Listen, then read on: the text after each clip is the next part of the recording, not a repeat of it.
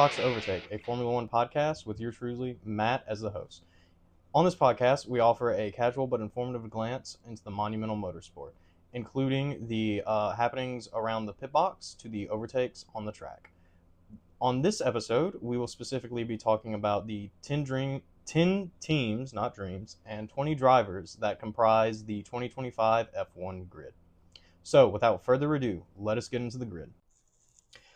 For the teams and drivers, we will be viewing them based off the 2024 Constructors Championship stats. If I look down here, it's because I'm trying to see whatever team or driver is up next. We'll introduce the team, followed by their two drivers for this season. This is based off the beginning of the season. So in keeping it brief, you're not getting a complete breakdown of each and every team. In addition to this, a term midfield will be thrown around. This describes the teams that are more towards the bottom of half of the grid, so 5 through 10, that are competing mainly to try and get into that 5th or 6th spot for it so they can get more money.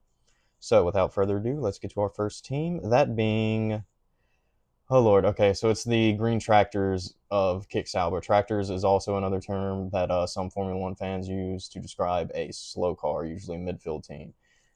This is a midfield team. They finished last in the Constructors last season in 2024. Their cars are just, I don't know how to describe it. Anyway, we're going a little bit too off the rails. So anyway, they have Nico Hülkenberg. He's a German driver. He is in my opinion, best driver to never podium, at least currently on the grid. In addition to that, they have Gabriel Bortoleto. He is a Brazilian rookie who won the 2024 Formula 2 championship. So he'll be a good one to look at. But their car is still pretty much a tractor. The next team up is Williams. In my opinion, they are the blue-collar team, sort of. When you look at it, they're a working team. They have a rich history. They're one of the longest-lasting teams in the sport, along with McLaren and Ferrari. Great team, rich history. They fell off their horse at being near the top, or at least winning in the 2000s, and they're trying to still get back on it. And so, very good underdog team possibly to root for.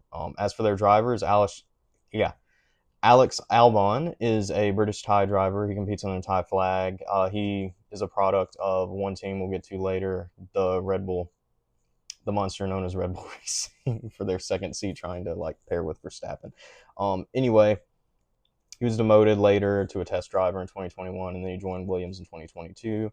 Carlos Sainz Jr. is their second driver. He was signed from Ferrari after last season because Ferrari got the GOAT Lewis Hamilton. Anyway, he's a Spanish driver. He's the son of rally racing driver Carlos Sainz Jr., and he's somewhat a product of the same program. He was paired with Max Verstappen at some point and got kicked out of Red Bull, and that's basically it for Williams. Next is Racing Bulls, or Visa Cash App Racing Bulls, or VCAR. They'll probably be called Racing Bulls or VCAR by the announcers. They are Red Bull's essentially top driver development program. You go through all the other F4, F3, F2, and then you get to Racing Bulls. And they're effectively the sister team in F1 to Red Bull. And the drivers will most likely, and already have as the recording of this video, swap seats to try and see who can be the best number 2 driver for Max Verstappen. At the beginning of the season, which we're based off of, the drivers included Yuki Tsunoda. He's a Japanese driver, and he's been patiently waiting to try and get into that number 2 seat. And yeah, he's good. He's been doing well in VCAR, but he just hasn't gotten into that seat for whatever reason. He's been here for a while. And next is Isaac Hadjar. He's a promising French Algerian rookie, and he's also gunning for that second seat at Red Bull Racing. Next is the American team. They're owned, all their stuff, the car manufacturing is outside of America, the engine manufacturing is outside of America. They're effectively the American team until Cadillac Racing comes back in 2026. There is most likely going to be an episode that will talk about this later. Anyway, their midfield team, again, only American team in there. It's owned by Gene Haas from like Stewart Haas Racing, if you're familiar with IndyCar and NASCAR. Anyway, the two drivers are the teammate beef person Esteban Ocon. He does not play nice with any of his teammates on the track. That's basically it. There's been some crazy crashes you can probably look up on like YouTube or someplace of him crashing into teammates or trying to take out his teammates. Hopefully he doesn't now. Who knows?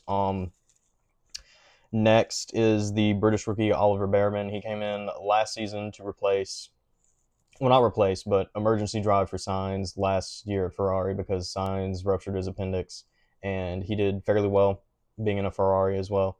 And now he's made it to F1 next season. Pretty good. The next team is Alpine. It's a French-based midfield team, just like the other ones. It merged with the other French team, Renault, who had been racing for F1 in a little while. Do I have anything else on Alpine? Yeah, they're struggling in the midfield along with Williams and everybody else. That's basically it. They're drivers. They have the French driver Pierre Gasly, who is a similar product like Alex Albon, more like Alex Albon probably, in the Red Bull racing machine, and essentially got popped out of that driver development program and made it over to Alpine. In addition, they have the Australian rookie Jack Doohan, who is patiently waited the past couple of seasons to be the Alpine driver. He was the reserve driver, and now he's finally the actual driver. In addition to this, we also probably need to talk about Franco Colapinto. Alpine's another weird team with like its structure currently. It's trying to get out of the midfield. It may switch drivers and stuff. So Franco Colapinto is their current reserve driver. He is Argentinian, and from what it looks like after the first three races, it looks like he's going to replace maybe Jack Doohan if Jack Doohan doesn't improve. Now we're getting out of the midfield per se, and we're getting further up. Next is Aston Martin. Rich Boy Daddy's team. Their drivers include two-time world championship and current oldest driver on the grid, Fernando Alonso, along with the Moneybag son, Lance Stroll, who there is a cycle. He sort of does well. He sort of doesn't do well. We'll get to that during the season. Anyway, after Aston Martin is then Mercedes. It is the German-based team who Lewis Hamilton has been the face for forever until he just recently, of course, signed with Ferrari. They're in like a identity crisis. They're trying to figure out, like, I guess, what they need to go towards. Their two drivers include... Oh crap, I got out of it. Anyway, their two drivers include George Russell. He is a solid driver. If he will just randomly just be quiet, like, or nobody will talk about him like through the entire race, and then randomly he'll pop up on a podium. And he did that in the second race. Anyway, he's also a little bit of a diva off track. So if you like tweets, drama, news, and stuff like that, maybe follow him. In addition to that, we have the Italian rookie, 18-year-old Kimi Antonelli. Yet another rookie. He seems to be a very successful. Well, he looks to be a very successful driver in the future, and he seems fairly skilled. He is one of the rookies to look after or like look for, I guess, in the coming seasons. Next up, third-ranked team last year, Red Bull Racing. Yes, it's an energy drink company. It's owned by an energy drink. They constantly push for the best results and the evolution, ultimately, I guess you could say now, of the sport. Their two drivers are currently Liam Lawson of New Zealand. Well, not currently, but was Liam Lawson of New Zealand. He was one of their development drivers, and also competed in some other motorsports other than like the Formula Championships. And then he finally got a chance at this seat. In addition to that, there is the most skilled driver on the grid, Max Verstappen. He is currently four-time World Drivers' Championship, along with the current defending World Drivers' Championship, or champion, that is. He is a full-time sim race driver, part-time F1 driver. He likes to sim race a lot. That is just a funny thing that the community likes to usually just throw out there occasionally. After Red Bull and Max Verstappen, is the runner-up in the constructors, Ferrari. Another team with a rich history in F1, pretty much because they've been racing the entire time. Recently they've hit like a struggle where it's like if basically, and I'm just putting it out here, if you like a roller coaster of emotions in a team, Ferrari is the team for you.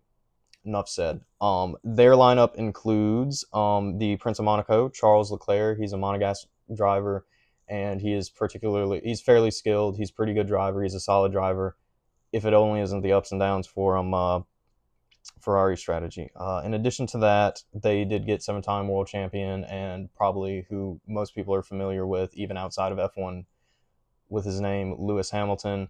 Um, Currently has to be like one of the most successful drivers like ever on the grid, along with Michael Schumacher and Ayrton Senna. Uh, and he's essentially looking for his 8th title at Ferrari because Mercedes is going to give it to him the past couple of seasons. And then finally, winning team of last season, my favorite team, so I might be a little bit biased, McLaren.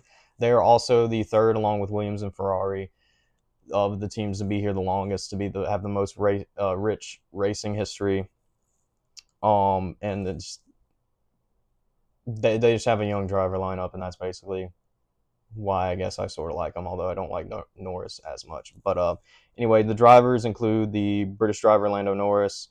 He's solid, skilled, and strong. A little bit, which is weird because of last season, he just can't seem to start a Grand Prix in first position on the track and end that first lap in first position. That's all.